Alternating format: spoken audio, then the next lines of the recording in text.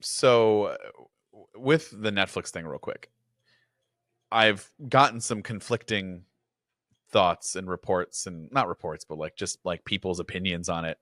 Because I tweeted that like I just feel like Netflix, Spotify, what's the other one that isn't doing it? YouTube. Um, Yes. like I just felt like they're being petty because I thought you had to opt in for an iPad app. No, you have to opt out if you don't. It's automatically going to happen. If you have a iPad app, it would just, or iOS app, it would just work. And those companies have opted out and said to use the browser instead.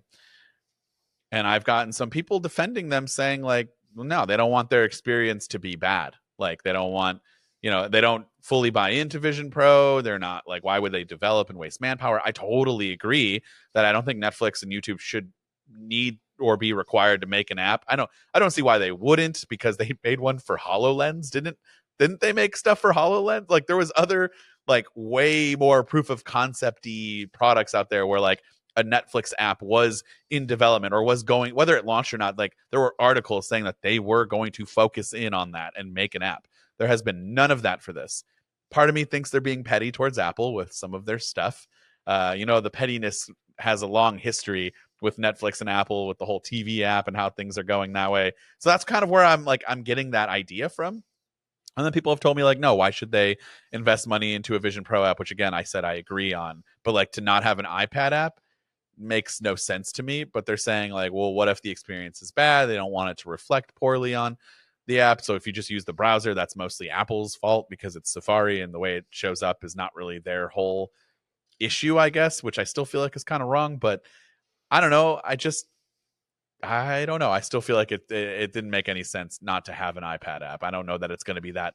A media player is a media player at the end of the day. So how can you mess that up that badly to where the browser is a more significant experience? Like you have an iPad app on your iPad for those streaming services. Who's going to the browser and saying like, "Nah, this runs better. Like this is better experience for me." Now I know it's a totally different like platform and product, but I still feel like ultimately it's going to operate the same. So I just I don't really know yet, but just thoughts on what do you think on that?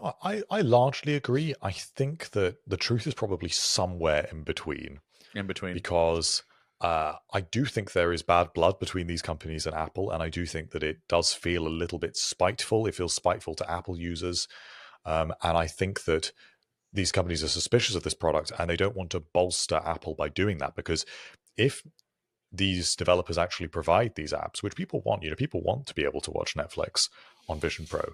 It's like an Yeah. endorsement of Vision Pro as a concept, which ultimately is an endorsement of Apple's services. And companies like Netflix have long since been very angry about things like App Store fees. They obviously don't like the TV app very much. They are obviously rivals to Apple TV Plus, which is growing rapidly.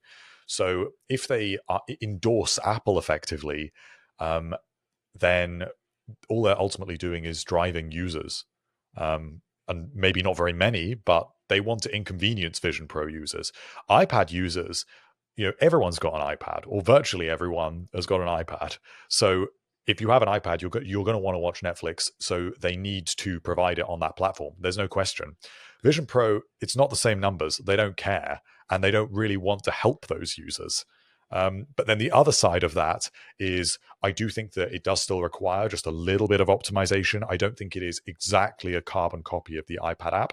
And although it's the iPad app that is running on a different platform, in the same way that you can run like an iPhone app on an Apple Silicon Mac, I still think there is some optimization that has to be done for that. I don't know. That's what I've seen a few developers saying online. Yeah. I Um, can't imagine it's like tons of manpower and money yeah, though. I think it depends on how customized that experience is. So if it's using um, Swift and it's using a lot of uh, sort of pre-made Apple design elements and icons, etc., then I'm sure that translates better than if it's a heavily customized experience. So maybe something like an Electron app, like I don't know, like Slack or Obsidian, those would not be very easy to take cross-platform, even though they have an iPad app. Maybe those things actually do require more optimization, but something else like an indie developer that has heavily adopted Swift UI, maybe that does go over better.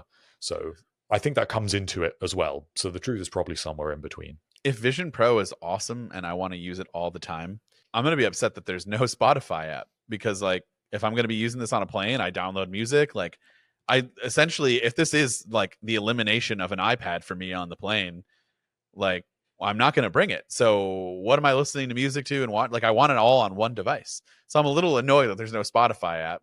And like people are like, well, what does it matter? You can just watch it on the browser. Like that the biggest thing is there's no offline. Like I can't download it. So if I want to download it for use on a plane, sorry, I'm not watching your content then, because I can't listen to your music. I would have to switch to Apple Music. This is another direction of like pushing me there. That is all the more reason to switch to Apple Music. But I will say that the Apple Music app for Vision OS looks amazing, and I wish that they would put that same amount of effort into the Apple Music app for Mac, because it's so nicely designed. Even when Spotify eventually and inevitably do bring their app to Vision OS, there is no way it is going to look as good as the Apple Music app does. And we'll see. Vision OS is, it's a visual experience. That does matter. That matters with these sort of quote unquote spatial apps or spatial experiences.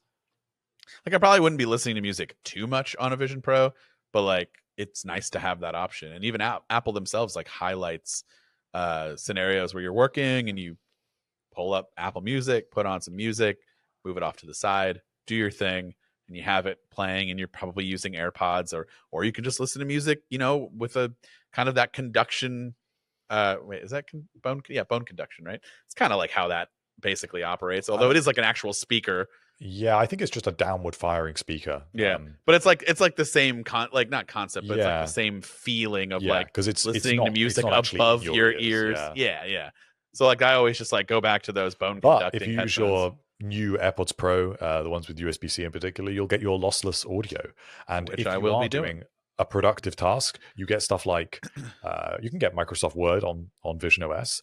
If you are doing something productivity related and you want to move your Apple Music window over to the side, you've got your AirPods in, music's important. So that's a miss from Spotify, in my opinion.